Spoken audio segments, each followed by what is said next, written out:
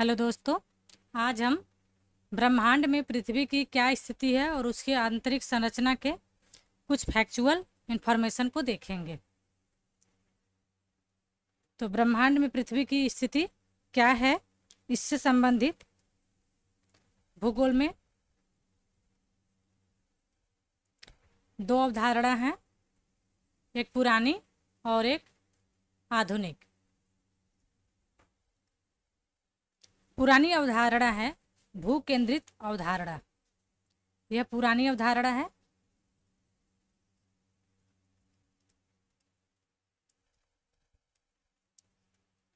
इसके अनुसार भूगोलवेत्ता टालिमी ने बताया कि ब्रह्मांड के केंद्र में पृथ्वी है और सूर्य उसका चक्कर लगाता है। मतलब कि यह पृथ्वी है और इसके चारों तरफ ये घूमने वाला ये सूर्य है, ये सूर्य है और ये पृथ्वी है। ऐसा पुरानी अवधारणा कहती है। परंतु आधुनिक युग में इसकी सूर्य केंद्रित अवधारणा प्रचलित है। इससे संबंधित 4 खगोलविद हुए।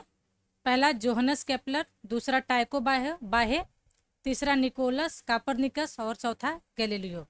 लेकिन सबसे अधिक महत्व निकोलस कॉपरनिकस के सिद्धांत को दिया गया। इन लोगों ने बताया कि सूर्य केंद्र में है और पृथ्वी उसका चक्कर लगाती है। अर्थात यहाँ सूर्य है और ये जो घूमता है ये पृथ्वी है, पृथ्वी उसका चक्कर लगाता है। हमने ग्रहों की उत्पत्ति पढ़ लिया है पिछले वीडियो में ही कि ग्रहों की उत्पत्ति कैसी हुई, जिनमें हमारी पृथ्वी भी एक ग्रह है। हमारी पृथ्वी भी एक ग्रह है। तो ग्रहों की उत्पत्ति या पृथ्वी की उत्पत्ति को हमने पिछली कक्षा में पढ़ लिया है, उसको हम थोड़ा रिवीजन करेंगे। उसमें हमने निहारिका सिद्धांत देखा था, जिसको कांट और लैपलेस ने दिया था। द्वितारक सिद्धांत दिया था, देखा था, और जिसको चैम्बरलेन और मोल्टन ने दिया था। ये पुरानी अवधारणा थी। इससे संबंधित आधुनिक अवधारणा है बिग बैंग थ्योरी, जिसको आज भी मान्यता प्राप्त है। इसको हम सर्वमान्य लिख रहे हैं, आज भी इसको मान्यता प्राप्त है। आज की कक्षा में हम अक्षांश एवं देशांतर को देखेंगे। तो अक्षांश एवं देशांतर, तो हमारी पृथ्वी पर 90 + 90 कुल मिला के 180 देशांतर है, अक्षांश रेखाएं हैं। देशांतर नहीं, 180 अक्षांश रेखाएं हैं, अक्षांश है। और अक्षांश रेखाओं की अगर बात करें तो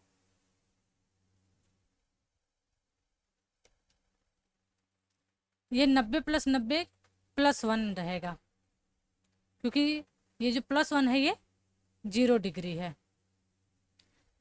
तो अगर हमारी पृथ्वी इस तरह से है तो यह 0 डिग्री है, यह 30 डिग्री मान लें हम, उसके बाद यह 60 डिग्री और यह पॉइंट 90 डिग्री। इसी प्रकार से नीचे भी होगा, यह 30 डिग्री होगा, यह 60 डिग्री और यह 90 डिग्री। तो ये एक 0 है, इसको भी हम गिनेंगे तो यह 1 मिला के कुल मिला के 181 होगा। यह कुल 180 नहीं होगा, ये गलत है, ये कुल 181 होगा। 90 ऊपर और 90 नीचे।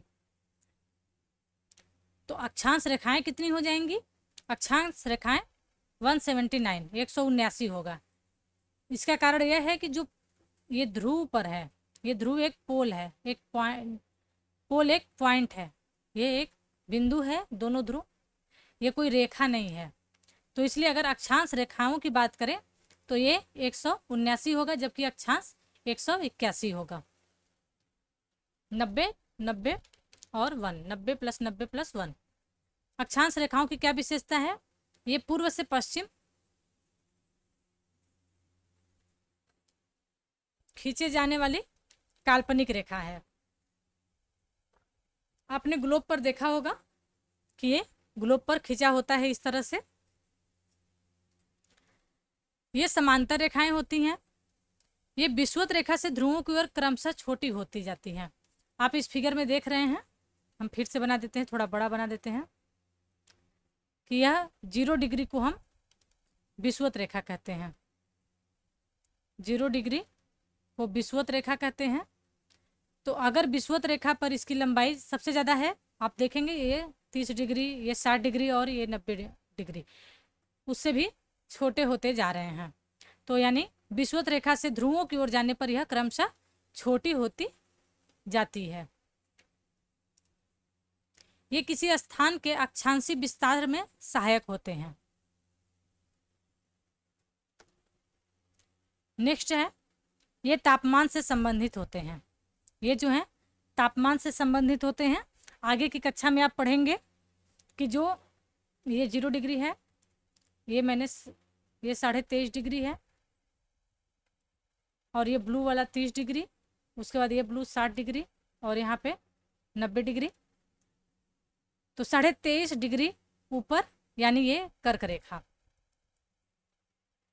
और 23.5 डिग्री नीचे यानी ये मकर रेखा। तो कर्क रेखा और मकर रेखा को हम उष्णकटिबंध कहते हैं। इसको हम उष्णकटिबंध कहते हैं।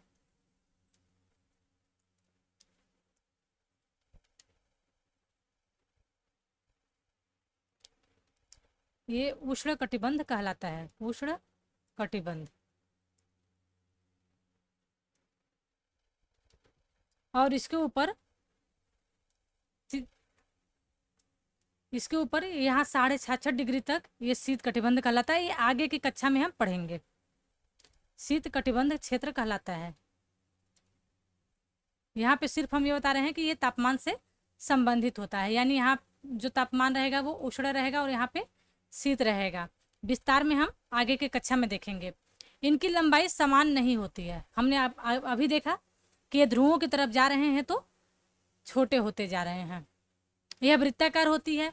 तो वृत्ताकार के लिए आप 3D में समझ सकते हैं, ये बोर्ड पे थोड़ा समझना मुश्किल है। अगर आप ग्लोब को देखेंगे तो, या बॉल को ही देखेंगे, तो ये रेखा यहाँ से होते हुए इसके पीछे से घूमते हुए आती है, तो ये एक वृत्त का निर्माण करती है इस तरह से।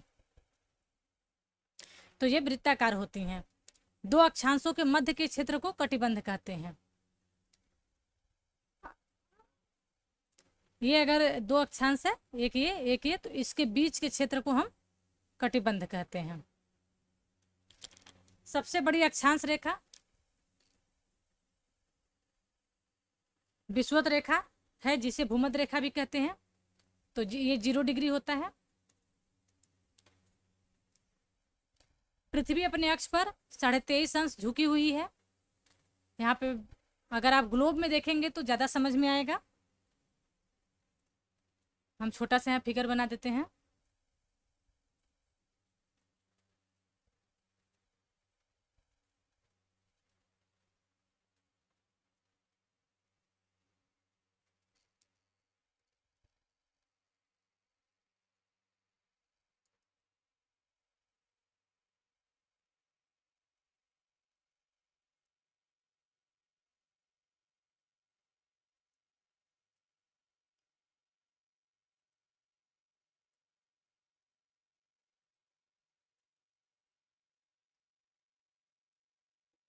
ये 23 डिग्री झुका हुआ आप इजली ग्लोब में देख सकते हैं।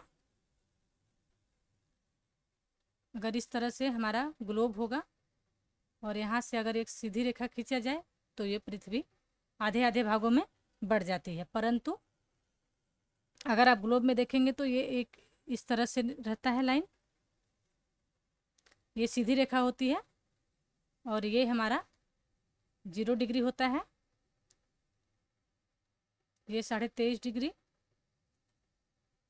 और ये 23.5 डिग्री।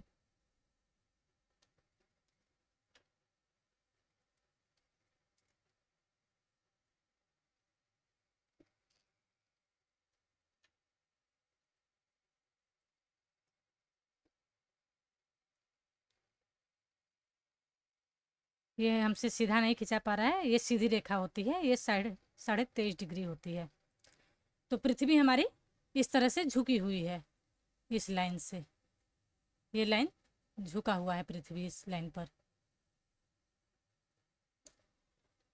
तो पृथ्वी अपने अक्ष पर 23.5 डिग्री झुकी हुई है, जिसके कारण सूर्य की किरणें कभी भी 23.5 डिग्री उत्तरी गोलार्ध और 23.5 डिग्री दक्षिणी गोलार्ध पृथ्वी में, अगर इसको बीच से इस तरह से कर दिया जाए तो ये नॉर्थ होता है और ये साउथ होता है, तो इसे हम दक्षिणी गोलार्ध और इसे उत्तरी गोलार्ध कहते हैं। तो पृथ्वी कभी भी उत्तरी गोलार्ध यानी कर्क रेखा और दक्षिणी गोलार्ध यानी मकर रेखा के मध्य में ही सूर्य का प्रकाश पड़ता है। नेक्स्ट है देशांतर रेखाएं। तो देशांतर रेखाएं इस तरह से खींची जाती हैं। देशांतर रेखा के लिए ये फिगर है, ये उत्तर से दक्षिण की ओर खींची जाती हैं, तो ये नॉर्थ होता है, ये साउथ होता है। ये अर्धवृत्ताकार होती हैं, मतलब कि यह वृत्ताकार नहीं होते, यह लंबाई में बराबर होते हैं। ये यहाँ से खींचे जाते हैं और इस यहाँ जाके समाप्त किए जाते हैं, तो ये लंबाई इनकी बराबर होती है। ये समानांतर नहीं होते हैं। आपने देखा था कि अक्षांश समानांतर होती है लेकिन देशांतर समानांतर नहीं होती हैं। इनकी सर्वाधिक चौड़ाई विषुवत रेखा पर होती है। ये विषुवत रेखा है और विषुवत रेखा पर इनकी सर्वाधिक चौड़ाई होती है। ये समय निर्धारण में सहायक होते हैं। ये समय निर्धारण में सहायक होते हैं। आपने देखा था अक्षांश रेखा, अक्षांश ताप निर्धारण करते थे, अक्षांश ताप का निर्धारण करते थे, लेकिन देशांतर समय का निर्धारण कर रहे हैं। दो देशांतर रेखाओं के मध्य के क्षेत्र को गोरे कहते हैं। एक ये देशांतर रेखा,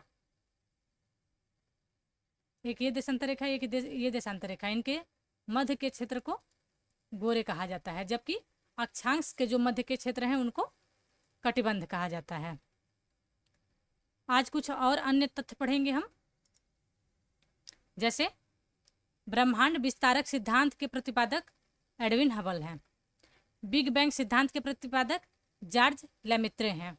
सौर मंडल की उत्पत्ति किससे हुई? सौर निहारिका से हुई, जिसको हम नेबुला भी कहते हैं। ये सब हमने पिछली कक्षाओं में पढ़ा हुआ है। वायुमंडल के अभाव वाले ग्रह कौन से हैं? बुध और मंगल। नेक्स्ट है, सबसे चमकीला ग्रह कौन सा है? शुक्र। शुक्र को सबसे चमकीला ग्रह कहते हैं। यह 70% सूर्य के प्रकाश का परावर्तन करता है। सूर्य के प्रकाश को परावर्तित कर देता है, जिसके कारण यह अत्यधिक चमकीला ग्रह है। सूर्य के भीतर जो ऊर्जा है वो उसका स्रोत क्या है? संलयन, नाभिकीय संलयन। सूर्य के अंदर नाभिकीय संलयन हो रहा है, जिससे हाइड्रोजन और हाइड्रोजन मिलकर हीलियम बना रहे हैं। सूर्य से निकलने वाली प्रोटॉन धारा क्या है? यह सौर पवन है। सर्वाधिक घूर्णन गति करने वाला कौन सा ग्रह है? तो बृहस्पति है। धूल व बर्फ से घिरा ग्रह शनि है। किस ग्रह की घूर्णन दूरी अपने कक्ष से 80 डिग्री पर झुकी हुई है? 80 डिग्री पर झुकी हुई है, तो यह ग्रह का नाम है अरुण। जबकि हमारी पृथ्वी 23.5 डिग्री झुकी हुई है। पृथ्वी 23.5 डिग्री झुकी हुई है। सबसे कम घनत्व वाला ग्रह कौन सा है? शनि है। सबसे अधिक घनत्व वाला ग्रह कौन सा है? पृथ्वी। फोबोस व डिमोस किसके उपग्रह के नाम है? मंगल। हमारी पृथ्वी के उपग्रह क्या है? पृथ्वी का उपग्रह, पृथ्वी का उपग्रह जिसका नाम है चंद्रमा। धूमकेतु का स्रोत क्या है? ओर्ट बादल। ये बादल रहेगा, बादल नहीं, बादल। लुढ़कता हुआ ग्रह कौन सा है? तो लुढ़कते हुए ग्रह को अरुण कहा जाता है। सौर प्रकाश एवं चंद्र प्रकाश पृथ्वी पर पहुंचने में कितना समय लेता है?